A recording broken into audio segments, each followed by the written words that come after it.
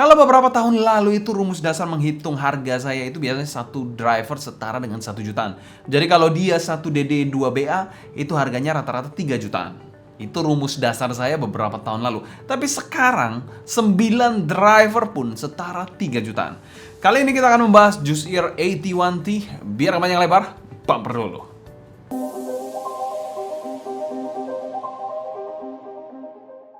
Kalau beberapa waktu lalu kita sempat membahas 41T 41T yang menggunakan 1 DD dan 4 BA, kali ini ada atasnya lagi yaitu 81T yang menggunakan 1 DD dan 8 BA. Jadi total 9 driver per side dari in-ear monitor satu ini hybrid. Tentu saja in-ear monitor ini tidak hanya obral jumlah driver aja yang dipertontonkan, tapi juga beberapa teknologi-teknologi yang cukup menarik untuk di-highlight. Seperti micro hole pressure balance system, jadi ada lubang mikro gitu yang membuang pressure di dalam telinga kalian, jadi pada saat dipakai dia nggak bikin cepet fatigue. Ada juga smooth lead pipe design yang memberikan transmisi suara yang clear banget. Untuk kabelnya pun tidak perlu diragukan lagi karena sudah dual pin 0,78 mm yang universal ya, jadi enak banget untuk kalian ganti-ganti kabel. Selain itu jacknya juga friendly banget karena sudah modular 35 dan 44, bisa kalian gonta-ganti sesuka hati kalian karena sudah ada dalam paket penjualannya. Dan kita mau thanks berat seperti biasa untuk HiFi Go. Dan link pembelian saya taruh kolom deskripsi di bawah buat kalian tertarik, dan 100% reviewnya adalah opini pribadi saya. Oke, bicara soal packaging dari in-ear monitor satu ini, kalau kalian mau lihat lengkap ya, untuk unboxing kalian bisa cek aja di link di atas ya, untuk lihat lengkap unboxing dari in-ear monitor satu ini. Kalau bicara soal sensasinya ya, walaupun boxnya cukup besar, tapi sensasinya ini ya decent aja lah. Isinya pun esensial, nggak gimana-gimana juga. Di dalamnya tentu saja ada in-ear monitor, kabel, AirTips bejibun, ada hard case seperti ini juga ya. Lalu ada modular jacknya, cleaning cloth, dan manual book. Dan sekarang kami berikan skor B+ saja untuk packaging dari in-ear monitor satu ini. Packaging yang ya cukup oke lah untuk harganya, dan isinya pun cukup esensial dan memenuhi ekspektasi saya lah untuk in-ear monitor 3 jutaan. Selain kita bahas build quality dari in-ear monitor satu ini. Oke, build sendiri dari in-ear monitor satu ini dia berbahan resin, di bagian dalamnya berwarna hitam pekat seperti ini, dan ada fan hole di bagian belakang housingnya ya. Di sini cukup tegas untuk fan hole-nya ya, besar banget di sini untuk fan hole-nya. Untuk nozzle-nya ini berbahan metal ya, sedikit berbeda bahannya dengan bahan housing yang berbahan resin dengan warna silver metallic seperti ini. Untuk diameternya ini cukup besar, kita ukur aja di sini ya. Sekitar 6 mm lebih di sini ya. Jadi ya cukup besar untuk nozzle-nya di in-ear monitor satu ini. Jadi perlu kalian perhatikan kenapa nozzle itu perlu kalian perhatikan diameternya, karena kompatibilitasnya untuk AirTips. Karena kalau kalian punya AirTips yang lubangnya kecil, itu nggak akan bisa masuk pada nozzle-nozzle yang besar seperti ini. Kalaupun bisa, suatu titik pasti nanti gripnya akan jelek di in-ear monitor yang nozzle-nya kecil AirTips kalian, karena sudah terlanjur melar atau terlanjur loss lah untuk AirTips-nya. Di sini sudah ada lipsnya dan sudah ada filternya seperti ini. Untuk faceplate-nya sendiri bermotif ada darkish woody seperti ini ya, dengan permainan warna hitam, merah tua, coklat tua, dan coklat muda seperti ini. Dan juga ada aksen silvernya di faceplate-nya, dan ada tulisan dan logo di sini Juice Ear, dan tulisan di sini Juice Ear juga ya. Jadi itu menambah aksen lah dari in-ear monitor satu ini. Untuk kabelnya sendiri adalah kabel dual pin ya, 0,78 mm yang di sini berbahan metal ya. Kabelnya sendiri adalah 18 AWG 6N OFC cable. Untuk bahan chin slidernya di sini bahannya metal, splitternya juga metal, nice di situ ya. Untuk bagian bawahnya di sini menggunakan 4-strand yang rapi banget di sini ya, braided. Untuk feel kabelnya ini sedengan aja, mengarah ke lentur, dan kabelnya ini bisa dikategorikan cukup tebal untuk sebuah in-ear monitor 3 jutaan. Jacknya sendiri adalah jack L-shape berbahan metal seperti ini, dan ini adalah modular, jadi bisa kalian ganti-ganti 35 ataupun 44 dengan sangat mudah, just plug and play. Sekarang kami berikan skor B+ untuk build quality-nya. Housingnya ini memang housing resin yang dibalut dengan faceplate yang cukup unik, kabelnya pun gak malu-maluin sama sekali dengan jack yang tentu saja sudah modular. Oke, tidak dapat dipungkiri 9 driver dia cukup tebal untuk inner monitor satu ini. Tapi ada keuntungannya yang pertama, yaitu dia berbahan resin jadi cukup ringan.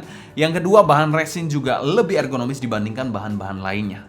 Baik itu metal, wood, dan lain-lain. Karena resin bisa dibentuk, meliuk-liuknya itu bisa cukup scoopnya cukup dalam lah intinya. Dan lebih smooth surface-nya. Oke, untuk pemakaiannya sendiri adalah over-ear regular fit seperti ini. Kekedapan dan grip saat dipakai juga nggak ada masalah sama sekali ya di sini ya. Jadi kekedapan dan gripnya oke di sini.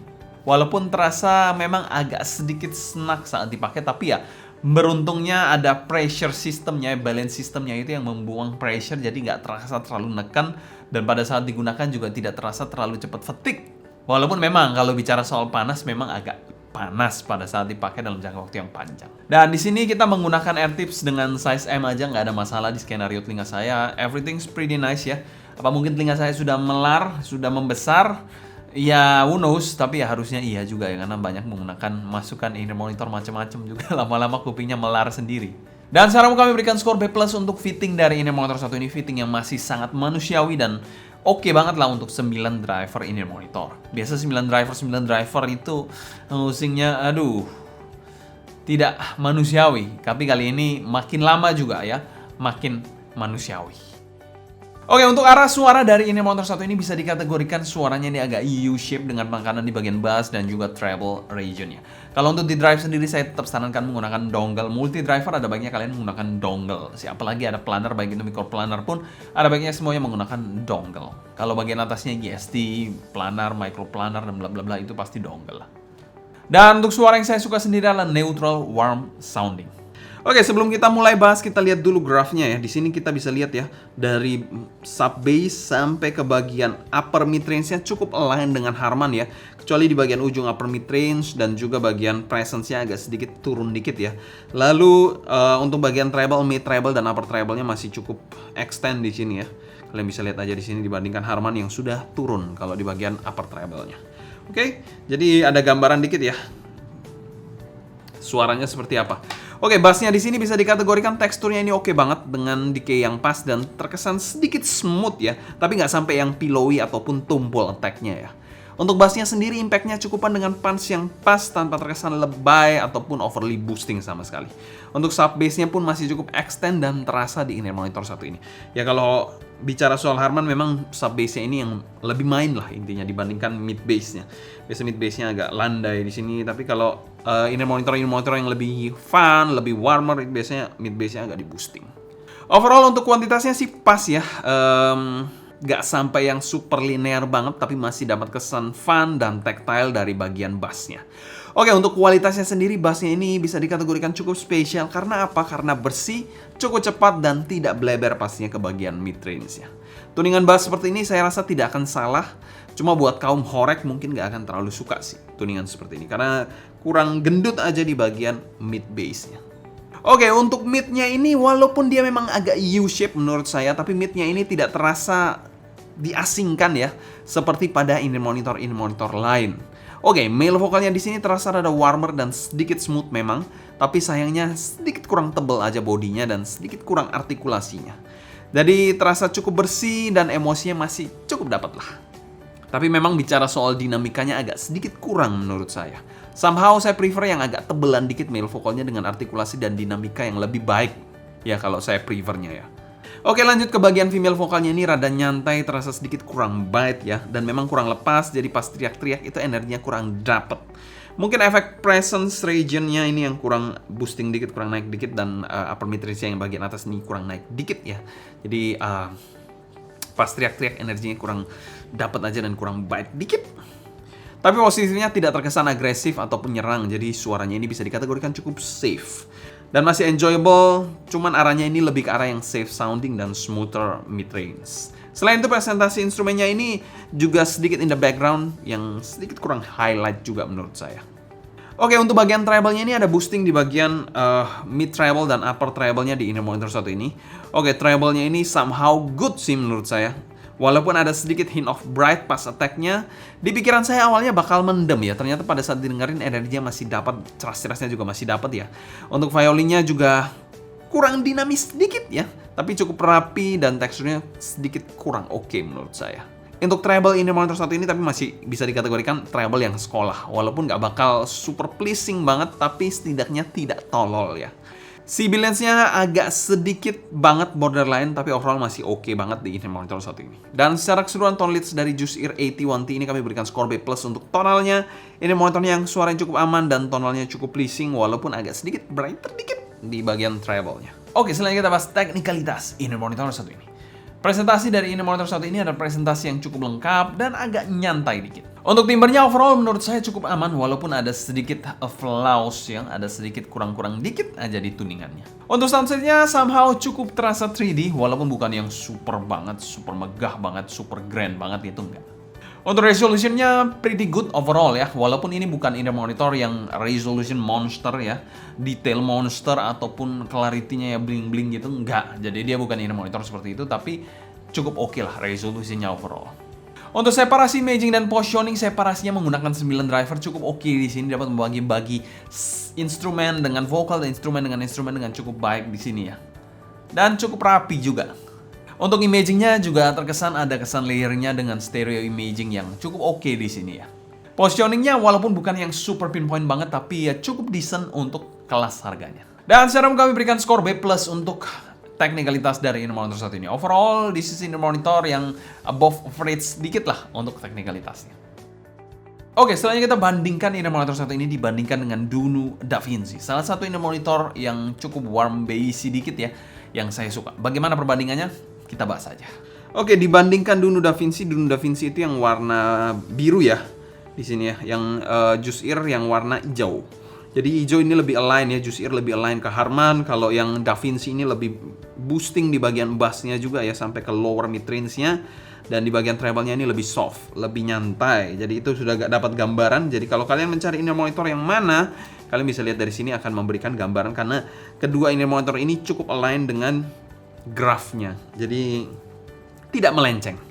Oke, bicara soal bahan sendiri, kedua in-ear monitor ini menggunakan bahan resin ya untuk housingnya, dan jacknya juga sudah modular dua-duanya, jadi oke banget. Untuk suaranya seperti grafnya ya, dimana DaVinci ini terkesan lebih warmer, sedangkan 81T ini lebih neutral, agak brighter dikit ya. Dari bass sendiri, DaVinci jelas lebih powerful dan impactful, kalian bisa lihat aja di sini ya.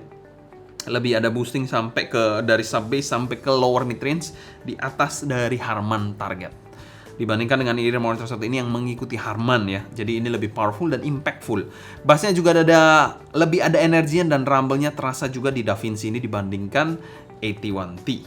Sedangkan bass di 81T ini lebih linear bassnya dan fokus di bagian sub bass. Untuk mid-nya juga terasa lebih berbobot dan lebih warmer di DaVinci ini, sedangkan di 81T lebih clearer aja dan sedikit kalah tebal ya dibandingkan DaVinci ini. Somehow kalau tracknya ini ada bassnya ini, di DaVinci ini lebih less fokus untuk bagian mid-nya ya, sedangkan di sini lebih ada highlight-nya, lebih pas aja, tidak overwhelming kalau kena track yang ada bagian bassnya. Oke, untuk treble sendiri jelas ya di DaVinci ini lebih halus dan lack of detail, sedangkan di 81T ini win di sini ya, win in this department karena treble-nya ini lebih brighter dan lebih divine menurut saya. Tapi agak pedas sedikit buat yang super sensitif ya. Tapi ya nggak parah-parah banget sih. Masih kategori karet 2 lah. Jadi bisa terlihat di grafnya juga ya di sini ya. Jadi di sini lebih ada boosting untuk bagian 81T dibandingkan DaVinci yang sudah turun di bagian sini, bahkan lebih rendah dari Harman pada umumnya. Untuk DaVinci lebih warmer, di sini lebih brighter. Dan buat kalian yang mungkin mau mencari-cari grafnya, kalian bisa mampir aja ke Sound Dignity ya, Squeakling Sound Dignity ya. Memang kita baru update beberapa waktu ini karena memang ada kesibukan, jadi memang baru bisa update. Yang update ini juga teman saya juga bantu juga ya. Jadi memang sekali-sekali mampir-mampir lah, lihat apa yang sudah dikumpulkan oleh teman saya ini. Thank you banget ya untuk semuanya. Semoga database in-ear monitor kita bisa lebih lengkap, lebih update lagi ke depannya. Selain kita bahas pro dan cons dari in-ear monitor satu ini. Cons dari in-ear monitor satu ini mungkin saya nitpick aja ya, karena memang menurut saya bagian mid-nya ini agak sedikit kurang dynamic aja ya, kurang dinamis sedikit, jadi ya terkesan kayak agak lempeng dikit lah intinya. Untuk pro-nya sendiri dari Inner Monitor 1 ini, tonal dan teknikalitasnya ini bisa dikategorikan titik aman yang bisa kalian pertimbangkan sebagai ya mungkin post game kalian di angka 3 jutaan. Pro yang kedua yaitu dia memiliki kabel yang sudah modular, jadi itu nice banget ya. Banyak inner monitor yang harganya jauh lebih tinggi ya. Contoh aja seperti TOTL, salah satu merek Chi-Fi, itu aja harus milih 44 atau 35. Ini kan bukan hal yang harus dikompromikan kan. Harusnya sudah dalam paket penjualannya 35 dan 44 sebagai modular jack. Dan untuk value for money-nya di angka 3,7 jutaan, kami masukkan pada kategori fair value dan kami berikan skor B untuk inner monitor 1 ini. Kesimpulan, buat kalian yang sudah ribet hidupnya, males nyari masalah ya, cari aja yang aman-aman. Inner Monitor 1 ini bisa jadi pilihan kalian, tonalnya aman, teknisnya juga oke. Jadi bisa kalian pertimbangkan sebagai titik aman di angka 3 jutaan. Kalau kalian bisa audisi dulu, kalau kalian memang audisi cocok, hajar aja langsung. Mungkin sekian dulu cerita saya mengenai Juiced Ear 81T ini. Kalau kalian suka, jangan lupa subscribe, klik tombol like, follow Instagram, TikTok, dan Discord kita @sounddignity agar kalian tidak ketinggalan konten terbaru mengenai dunia portable dan desktop audio. Ada pertanyaan seputar Inner Monitor 1 ini, feel free tulis pertanyaan kalian di kolom komentar di bawah ya. Mungkin sekian dulu untuk video kali ini. Saya Sebastian dari Sounding Itu pamit undur diri, sampai jumpa di video berikutnya. Happy listening, stay healthy, and ciao.